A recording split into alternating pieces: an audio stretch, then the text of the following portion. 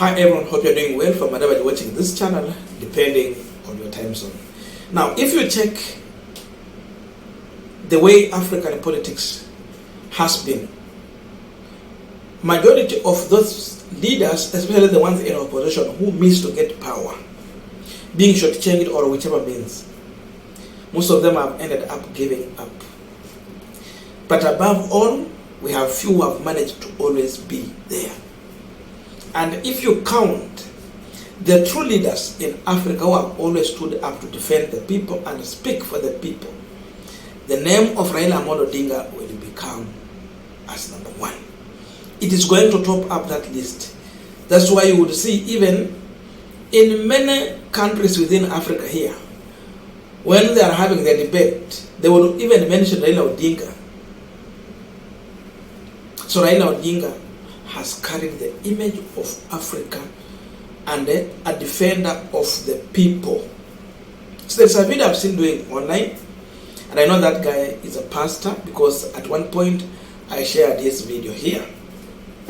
And he's saying that the only person who speaks for the people in Africa is Raila Odinga.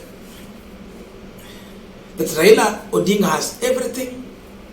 You talk about wealth, Raila has it. So he can just make a decision to sit down and enjoy his life. But he still come out to fight for the people. You talk about good health, Raila has no problem. Ako sawa. But the pastor has one worry, that if William Samoei Ruto will manage Raila Odinga, that means to have him on his side, then Kenya as a country, we are finished. That means the voice of the people will no longer be there. So his prayer is that may Raila Odinga continue to be there to fight for the people.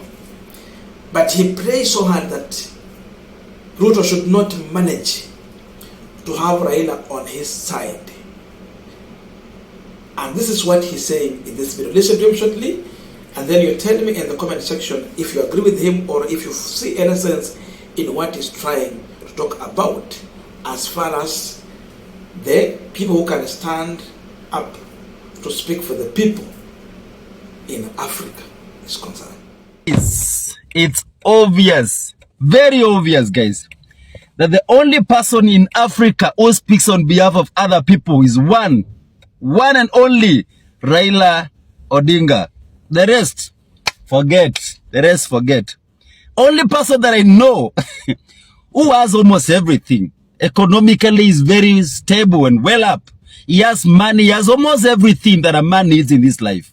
Okay? He has a family, he has whatever it takes, he has it.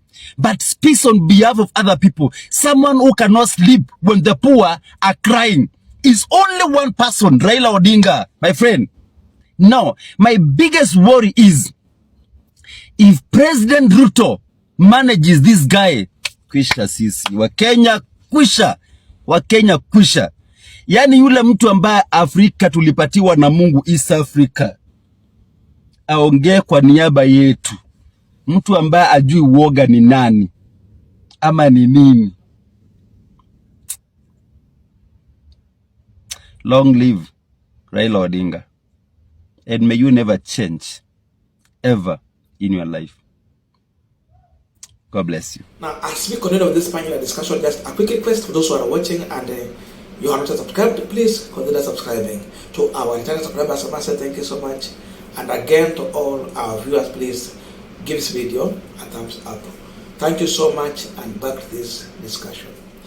Now, the truth is that Raila Odinga is among those leaders who have suffered, persecuted, brutalized, jailed women without trial for a very long time, more than 9 years, frustrated, family has suffered, but he has always come out strong.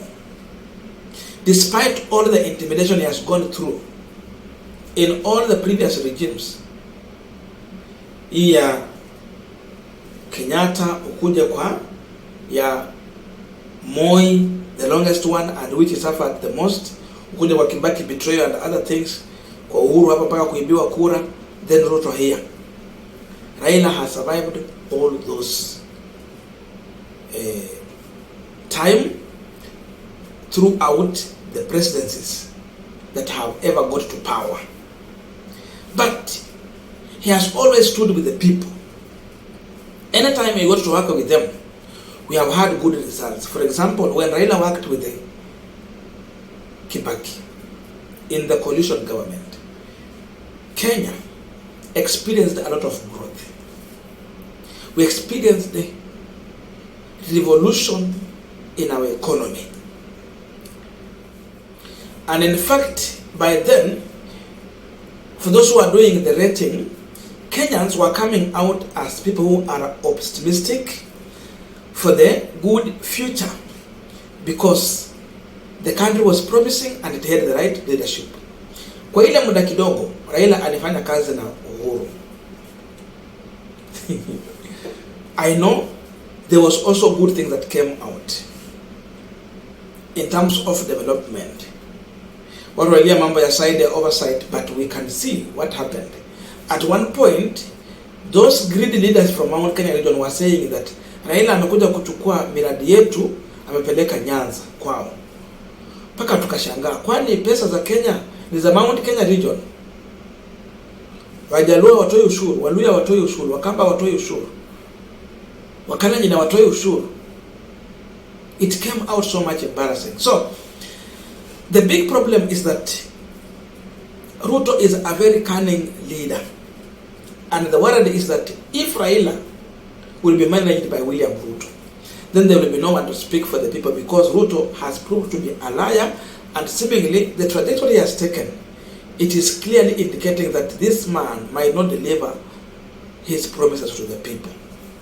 The worst is that economy is in a limbo. Peshagu alisema ya kwamba walipata dilapidated economy. Sasa tumemove from dilapidated, now it is even, I don't know how to explain it. Iko in ICU. Shilingi ilikuwa 120 against the dollar. Now 150. Na inaendelea. Ukipea mwaka nyingine tutakuwa tumefika 200. Nani ataongelea wanyonge? That is one of the worst, because Raila has always come out to face off the government. Hata wakue wanafanya nini, atakuja awaambie ukweli.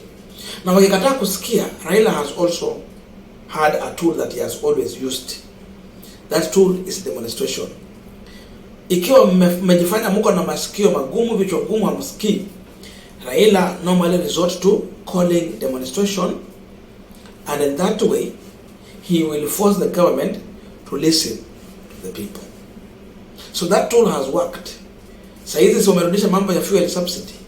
It failed and they were forced to do so. There's no one who is going to call out the government when we will have major scandals. But Raila has always managed to call out these people, expose them, and behind the scene, they even organize lawyers to go to the court and have some of these cases prosecuted in a court of law. The man unaona sometimes the corruption will be exposed and people will be jailed. So if Raila will be on Ruto's side, there will be a huge problem. So Raila as an individual, indeed, like this pastor say, he is a gift to Kenya as a country and a gift to Africa. Raila has always stood out to be counted. He is saying so because also we have had other leaders, but those leaders are just opportunistic people. They come when the opportunity is there. They have a target on what they want, and the one they achieve what their target, you will not see them again. For example, for those who believed in the ideologies that Raila had, how can you move and support Ruto? Because Ruto is opposite of Raila. Mudavadi alienda, Wetangula kaenda, na wengine. But those who stand to be counted walibaki na Raila Odinga. So everyone has always gone. But Raila who anabaki, and they normally strategize, build another house, and they come out strong even to challenge the regime in power. He has always refused to support the regime has caused, that is causing pain on the people.